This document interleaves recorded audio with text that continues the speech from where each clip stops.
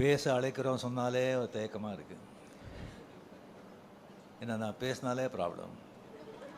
ஒன்று எனக்கு ப்ராப்ளமும் மற்றவங்களுக்கும் ப்ராப்ளம். ஏதாவது வந்து கழுப்பிட்டே இருப்பாங்க, ஏதாவது பேசிகிட்டே இருப்பாங்க. நான் சும்மா இருந்தால் இவர் என்ன பேசவே மாட்டேங்கிறாங்க, வாயில் என்ன கொலைக்கட்டே வச்சுருக்காரா அப்படின்னு சொல்லி கலாட்டா பண்ணுவாங்க, கிண்டல் பண்ணுவாங்க. பேசுனா இப்போ பேசு அப்படின்னு சொல்லுவாங்க. மற்றவங்க வந்து இவர் பேசாமல் இவர் பேசியிருக்கக்கூடாது அப்படின்னு சொல்லுவாங்க. ஸோ என்ன பண்ணுறது? ஸோ ரொம்ப நாள் கழித்து நான் தெரிஞ்சுக்கிட்டேன், நம்மளை பிடிக்காதவங்களுக்கு நம்ம என்ன செஞ்சாலும் எது பண்ணாலும் பிடிக்காது. நம்ம பிடிச்சவங்களுக்கு நம்ம என்ன செஞ்சாலும் எது பண்ணாலும் பிடிக்கும்னு நினைக்கிறது முட்டாள்தனம். ஜாக்கிரதையாக இருக்கணும். இந்த விழாவுக்கு வந்திருக்கிற கலைப்புலி தானு சார் அவர்களே, தமிழ்குமரன் அவர்களே, கண்ணன் அவர்களே, மதுரை செல்வம் அவர்களே, சிம்ரன்ஜி அண்ட் பத்திரிகை நண்பர்கள் அனைவருக்குமே என்னுடைய அன்பார்ந்த வணக்கங்கள். முக்கியமாக வந்து கமல்ஹாசன் சார் அவர்கள் அண்ட் அஸ்வத் மாரிமுத்து. கமல் சார் வந்து இப்போ சொன்னாங்க வந்து இந்த ஆஃபீஸ் ஓப்பனிங் அப்போவே வந்து டெரஸில் வந்துட்டு ரஜினி இப்போ ஆஃபீஸ் பெருசாக ஸ்டார்ட் பண்ணிவிட்டேன், இந்த ராஜ்கமலுக்கு ஒரு படம் பண்ணணும் அப்படின்னு. சரி அப்படின்னு சொல்லி அதுக்கப்புறம் அவரும் பிஸி ஆகிட்டார், நானும் வந்து நான் பிஸி ஆகிட்டேன். ஸோ அதுக்கப்புறம் வந்து ஒரு சீரியஸாக சிவாஜிக்கு அப்புறமா வந்து பேசுகிற மாதிரி இருந்தது. அதுக்கப்புறம் ஒரு வாட்டி லாஸ்ட்டு வரும்போது அவர் டோன்லேயே கொஞ்சம் இதாக இருந்தது, படம் பண்ணணும் அப்படின்னு. சரி சார் நம்ம பண்ணலாம் அப்படின்னு சொல்லிட்டு இது வந்து டைரக்டர் வந்து ஆக்சுவலாக பார்த்திங்கன்னா அஸ்வத் மாரிமுத்து வந்து இது 4வது டைரக்டர். ஃபஸ்ட்டு நம்ம பண்ணும்போது ரவிக்குமார் ஃபிக்ஸ் பண்ணியிருந்தோம். சரி அது வந்து சரியாக திஸ்டிங் வரலன்னு சொல்லி அப்படியே வந்து இதாகிடுச்சு.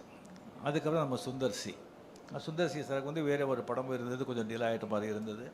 அதனால் நம்ம இது வந்து நான் விலகிக்கிறேன் சார், நம்ம அப்புறம் பண்ணிக்கலாம் அப்படின்னு சொல்லி இதாச்சு.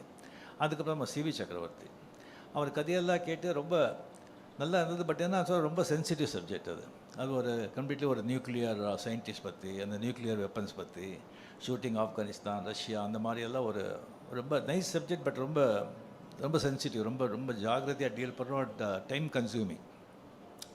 ஸோ அதனாலே வந்து அதை வந்து நம்ம அப்புறம் இது பண்ணிக்கலாம் அப்படின்னு சொல்லும்போது தான் அஸ்வத் மாரிமுத்துவை நம்ம வந்து இந்த படத்துக்குள்ளே வந்தார். இப்போ கமலில் முதலே சொன்ன மாதிரி இந்த டென்ஷன் எனக்கு வந்து ஏன் அப்படின்னு சொன்னால், கமல் வந்து கூப்பிட்டு ரஜினி நான் கதையும் கேட்க மாட்டேன், எதுவும் கேட்க மாட்டேன், நான் எல்லாத்தையும் உங்ககிட்ட விட்டேன், நீங்கள் என்ன சொல்கிறீங்களோ அதை நீங்கள் பண்ணுங்கள் அப்படின்னு சொல்லிட்டாங்க. அதே தான் பெரிய ஒரு டென்ஷன் ஆகிடுச்சு நமக்கு. ஃபுல் ரெஸ்பான்சிபிலிட்டி நம்ம போட்ட பிறகு அவ்வளோ பெரிய ஒரு ஜாம்பவான் சொன்ன பிறகு தான் எனக்கு வந்து அதுக்கப்புறம் வந்து அவர்கிட்ட நான் சொன்னேன், இல்லை கமல் சார் இந்த கதையெல்லாம் வேண்டாம், எல்லாம் நம்ம தலையில் கட்டிடாதீங்க, நீங்கள் கதையை கேட்டு நீங்கள் ஓகேன்னு சொன்ன பிறகு தான் நான் வந்து ஃபோர்ஸ் பண்ணி அந்த கதையை கேட்டார்.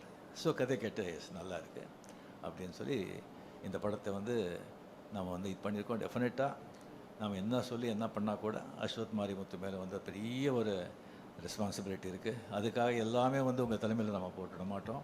100% நம்ம எல்லாம் சேர்ந்து it's a group work, it's a combined work, it's a team work. எல்லாமே சேர்ந்து நம்ம வந்து ஓன்லி சக்ஸஸ் நோக்கி தான் நாம் வந்து இதை உழைப்போம்.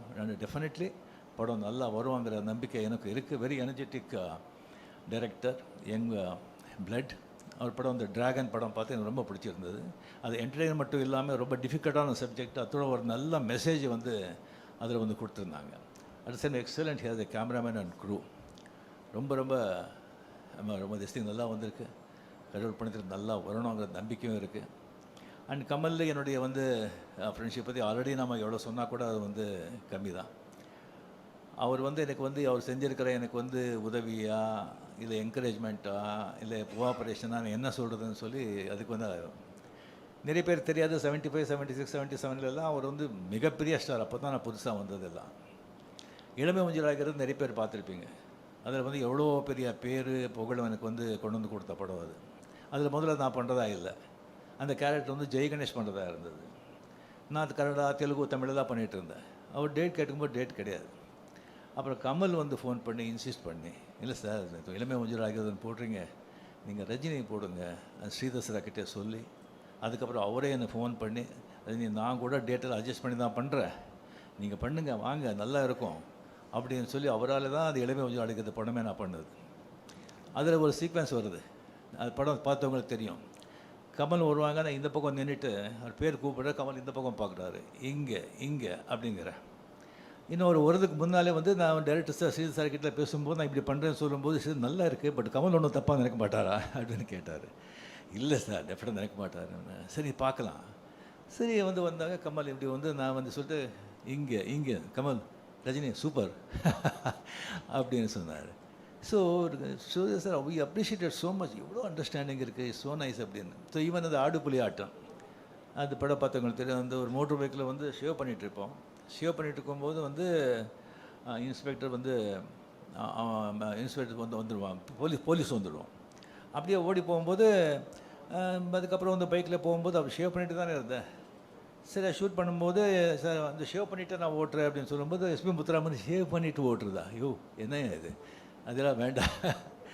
அப்போ கமல் பக்கத்தில் இருந்தார். சார் நல்லாயிருக்கும் சார், இதெல்லாம் புதுசு, அவர் புதுசு பண்ணால் நல்லாயிருக்கும். இந்த மாதிரி நான் சொல்லிகிட்டே போகலாம். அந்த மாதிரி ஒரு கமல் செஞ்ச அந்த உதவிக்கெல்லாம் என்கரேஜ்மெண்ட்டுக்கெல்லாம் அவருக்கு அது சொல்லிகிட்டே போகலாம். அது டெஃபினெட்லி. ஸோ இந்த படம் நாம் பண்ணுறது ராஜ்கமலில் எனக்கு அவ்வளோ சந்தோஷமாக இருக்குது, அவ்வளோ ரெஸ்பான்சிபிலிட்டியாக இருக்குது எனக்கு. அண்ட் இப்போவும் சொல்கிறேன், கமல் சார் அப்படியே விட்டுடாதீங்க, படத்தில் நீங்கள் பார்த்து அப்பப்போ உங்களுடைய நீங்களும் இன்வால்மெண்ட் இங்கே இருக்கணும். அண்ட் இந்த படம் டெஃபினெட்லி நல்லா வரும் அப்படிங்கிற நம்பிக்கை இருக்குது, நல்லா வரணும். அண்ட் உங்களுடைய பிளெஸிங்களால் நாளைக்கு படம் ஷூட்டிங் ஸ்டார்ட் ஆகுது. அண்டு சிம்ரன்ஜி கூட ஆஃப்டர் பேட்டை என்னுடைய பேர் ரொம்ப ரொம்ப ஜனங்கள் லைக் பண்ணாங்க. அது ரொம்ப கம்மியாக இருக்குது அப்படின்னு நினச்சாங்க. ஸோ இந்த படத்தில் ஃபுல்லாக நல்ல சீன்ஸு அண்ட் நல்ல கேரக்டர்ஸ் அதெல்லாம் இருக்குது. நல்ல ஒரு அஸ்வத் சொன்ன மாதிரி நல்ல ஒரு என்டர்டெயின்மெண்ட்டோட நல்ல ஒரு த்ரில்லர் இந்த படம் with Anis music. And Lord but not least Mahendran, அவரை பற்றி என்ன சொன்னாலும் எவ்வளோ சொன்னாலும் அது கம்மி தான் ஆகும். ஏன்னா கமல் சார் மாதிரி ஒரு ஆர்டிஸ்ட்டு அவருக்கு அந்த மாதிரி ஒரு ரைட் ஆன் திஸ் திங் இல்லைன்னு சொன்னால் அது ரொம்ப ரொம்ப ரொம்ப கஷ்டம்.